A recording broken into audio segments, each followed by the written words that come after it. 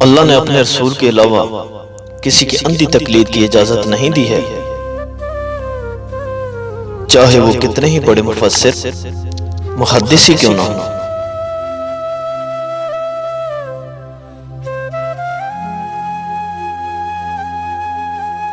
मैं वो शख्स नहीं हूं जो सिर्फ ये कहकर मुतमिन हो जाए कि फलां मुंसिफ ने ये कहा और फलां ने कि नहीं कहा। इंसान की जहालत इससे ज्यादा और क्या होगी कि वो पत्थरों यानी जवाहरात को जमा करता है और कीमती एशिया को जाया कर देता है।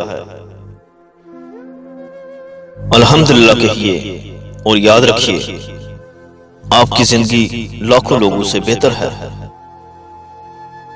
अपनों के सताए हुए और डसे हुए लोग गैरों पे एतमाद कमाल का करते हैं।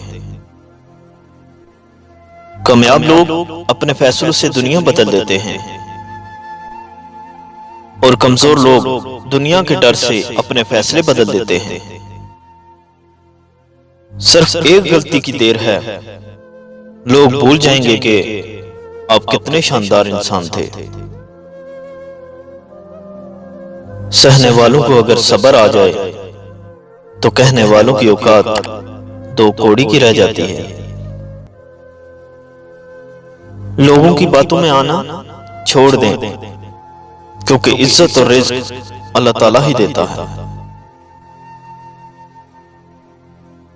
दुनिया में इज्जत चाहते हो तो मेरी सिर्फ दो बातों पर अमल कर लो।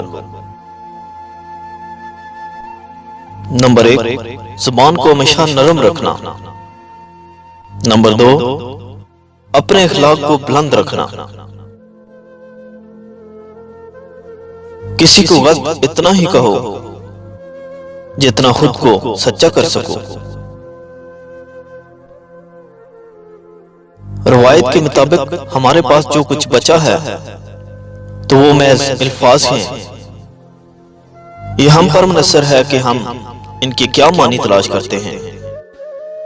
आप खुदा को जाने बगैर अपने इंसान होने के राज तक नहीं पहुंच सकते।